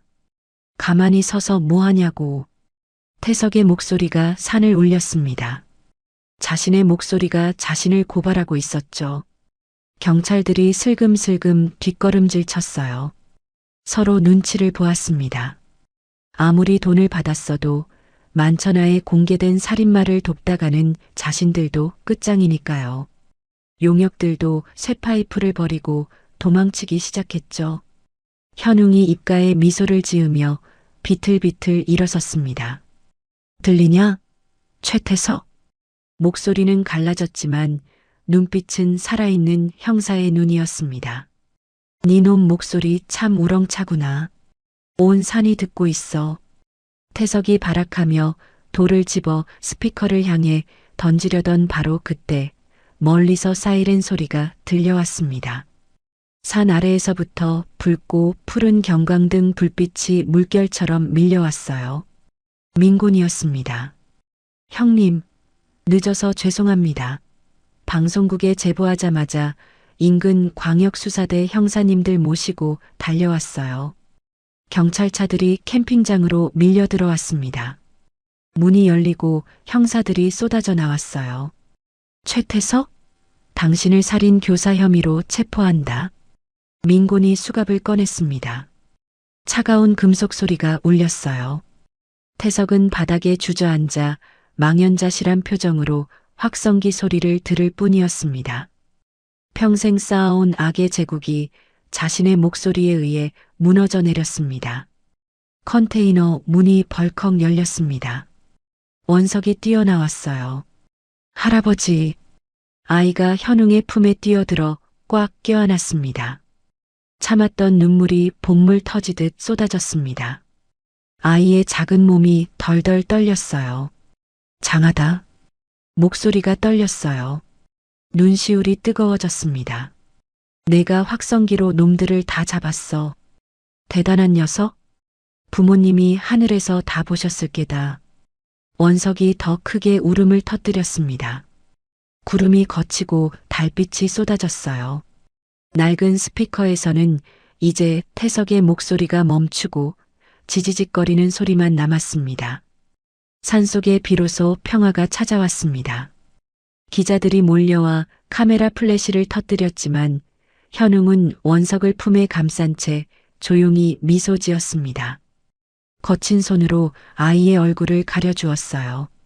긴 밤이 끝나고 있었습니다. 긴 어둠을 뚫고 진실이 빛을 보는 새벽이 오고 있었습니다. 사건이 마무리된 지 일주일이 지났습니다. TV 뉴스는 연일 배경 그룹 게이트로 도배되었어요. 아침 뉴스, 저녁 뉴스, 심야 뉴스. 어딜 틀어도 같은 얘기였죠. 태석의 얼굴이 수갑찬 채 화면에 나왔습니다. 차가웠던 눈빛은 온데간데였고 초췌한 모습만 남았어요. 형 부부를 죽인 살인 교사 혐의로 무기징역이 구형되었습니다. 태석과 연루된 사람들이 줄줄이 구속되었습니다. 부패 경찰들, 정치인들, 사업가들. 뿌리가 깊었어요. 검찰 특별수사팀이 꼬리에 꼬리를 물고 수사를 확대했죠. 사회면 일면을 연일 장식했습니다. 경찰청에서 공식 발표가 있었습니다. 20년 전 박현웅의 뇌물수수 혐의는 최태석이 조작한 것으로 밝혀졌어요. 그를 경찰에서 쫓아내기 위한 음모였죠. 현웅의 명예가 회복되었습니다. 경찰청장이 직접 표창장을 수여하겠다고 했어요. 기자들이 몰려왔죠. 하지만 현웅은 병원에서 치료를 마치자마자 조용히 사라졌습니다. 인터뷰도 거절하고 표창장도 사양했어요. 민곤이 연락을 해도 받지 않았습니다. 국민적 영웅이 되었지만 그는 세상의 관심을 원하지 않았어요. 그저 조용히 살고 싶었죠. 컨테이너 앞마당에서 현웅이 빨래를 널고 있었어요. 예전과 같은 풍경이었지만 분위기가 달랐습니다. 컨테이너 내부도 많이 바뀌었습니다. 물건들이 정돈되어 있었고 창문에는 작은 화분이 놓여 있었어요. 라디오에서 신나는 트로트가 흘러나왔죠. 현웅이 리듬에 맞춰 고개를 끄덕거렸습니다. 그때 엔진 소리가 들려왔어요. 고급 검은색 세단 한 대가 캠핑장 입구로 들어왔습니다. 현웅이 손을 들어 햇빛을 가리며 바라보았어요. 차 문이 열렸습니다. 말끔한 정장을 입은 소년이 내렸어요. 원석이었습니다. 머리가 깔끔하게 정돈되어 있었고 반짝반짝한 구두를 신고 있었죠. 처음 만났을 때의 허름한 모습과는 완전히 달랐어요. 하지만 눈빛은 그대로였습니다. 맑고 영리한 눈, 그리고 예전보다 훨씬 밝아진 표정이었어요. 더 이상 쫓기는 아이가 아니었죠. 원석은 백영그룹의 정당한 후계자로 인정받았어요. 부모님이 남긴 유산과 회사 지분을 물려받았죠. 하지만 아직 11살이었어요. 회사를 직접 경영하기엔 어렸죠. 그래서 전문 경영인에게 회사를 맡기고 자신은 미국으로 유학을 떠나기로 했습니다. 공부를 마치고 돌아와 제대로 회사를 이끌겠다는 거였죠. 출국 전 마지막으로 할아버지를 보러 온 거였어요. 왔냐? 현웅이 반가운 표정으로 다가왔습니다. 투박한 목소리였지만 눈가에 주름이 잡혔어요. 웃고 있었죠. 밥은? 원석이 웃었습니다. 안 먹었어요. 들어와. 된장찌개 끓여줄게. 컨테이너 안으로 들어갔어요. 현웅이 가스버너에 불을 켜고 냄비를 올렸습니다. 된장을 풀고 두부를 썰어 넣었죠. 애호박도 넣고 파도 송송 썰어 넣었어요. 처음 만났던 그날 밤에도 이렇게 된장찌개를 끓여줬었죠. 비 오는 밤 떨고 있던 아이에게. 그때는 남은 재료로 대충 끓인 거였어요. 하지만 오늘은 달랐습니다. 재료도 넉넉하고 마음도 넉넉했죠. 짜잔. 현웅이 햄을 꺼냈어요. 두툼하게 썰어 찌개에 넣었습니다. 오늘은 특별히 햄도 넣었다. 원석이 눈을 반짝거렸어요. 우와, 햄이다. 찌개가 보글보글 끓었습니다. 구수한 냄새가 컨테이너 안에 가득 퍼졌어요. 밥솥에서 김이 올라왔죠. 두 사람이 마주 앉았습니다. 작은 상 위에 된장찌개와 밥, 김치가 놓였어요. 계란말이도 있었습니다. 유학 가면 햄버거만 먹을 텐데 많이 먹어둬라. 현웅이 밥그릇에 밥을 수북이 담아 원석에게 건넸습니다. 네. 원석이 숟가락을 들었어요. 뜨거운 찌개 국물을 한 입 떠먹었습니다. 몸이 따뜻해지는 것 같았어요. 밥을 먹다가 원석이 멈췄습니다. 품에서 두툼한 봉투를 꺼냈어요. 할아버지, 이거요. 봉투를 내밀었습니다. 작지만 사례금이에요. 받으세요. 현웅은 봉투를 보지도 않았어요. 고개를 저으며 돌려줬습니다. 난 이미 받았다. 원석이 고개를 갸웃거렸어요. 네. 뭐요? 너 살린 거. 그거면 돼. 돈보다 값진 거다. 현웅이 담담하게 말했습니다. 진심이었어요. 평생 형사로 살면서 이렇게 보람찬 일은 처음이었거든요. 원석은 예상했다는 듯 미소 지었습니다. 봉투를 다시 품에 넣었죠. 알았어요. 대신 다른 걸로 갚을게요. 다른 거? 가족처럼 매일매일 방학 때마다 올 거예요. 여름방학, 겨울방학. 매번 올 거예요. 원석이 장난스럽게 웃었어요. 비밀번호 바꾸지 마세요. 문 열고 들어올 거니까. 그리고 된장찌개 많이 연습해 두세요. 현웅이 피식 웃었습니다. 원석이 자리에서 일어났습니다. 떠날 시간이었죠. 현웅도 따라 일어났어요. 주머니를 뒤적이더니 무언가를 꺼냈습니다. 작은 금속 조각이었어요. 낡은 경찰 배지였습니다. 처음 만났던 날 밤 원석에게 보여줬던 그 배지였어요. 긁힌 자국이 있고 색이 바랬지만 25년의 세월이 담긴 물건이었죠. 현웅의 젊은 시절, 정의를 위해 싸웠던 날들이 담긴 배지. 현웅이 배지를 원석의 손에 쥐어줬습니다. 가져가라. 원석이 눈을 크게 떴어요. 이건 할아버지 배지잖아요. 내가 나보다 더 형사 같더라. 머리도 좋고 용기도 있고. 현웅이 원석의 어깨를 토닥였습니다. 이게 널 지켜줄 거다. 힘들 때 보면서 버텨라. 정의는 반드시 이긴다는 걸 기억하렴. 원석의 눈시울이 붉어졌어요. 입술이 떨렸습니다. 배지를 두 손으로 소중히 감싸쥐었죠. 차가운 금속이었지만 따뜻하게 느껴졌어요. 할아버지, 말이 나오지 않았어요. 부모님을 잃고 삼촌에게 쫓기고 목숨을 걸고 도망치던 나날들. 그 모든 순간에 할아버지가 곁에 있었습니다. 그 대신 원석이 현웅에게 달려들었어요. 꽉 껴안았습니다. 작은 팔로 할아버지의 허리를 감쌌죠. 현웅도 아이의 등을 두드려줬습니다. 거친 손바닥이 부드럽게 움직였어요. 잘 다녀와라. 공부 열심히 하고. 네. 꼭 다시 올게요. 두 사람이 떨어졌습니다. 원석이 눈물을 훔치며 웃었어요. 손에 쥔 배지가 햇빛에 반짝거렸죠. 할아버지, 건강하세요. 그래, 조심해서 가라. 차가 천천히 움직이기 시작했습니다. 단풍나무 사이로 차가 점점 작아졌습니다. 현웅은 그 자리에 서서 손을 흔들었어요. 차가 보이지 않을 때까지, 눈에서 사라질 때까지. 차가 완전히 사라지고 나서야 현웅이 손을 내렸어요. 한참을 그 자리에 서 있었습니다. 빈 산길을 바라보며. 그리고 천천히 컨테이너로 돌아왔어요. 벽에 걸린 달력이 눈에 들어왔습니다. 원석이 올 겨울방학 날짜에 빨간 동그라미가 쳐져 있었어요. 아이가 직접 그린 거였죠.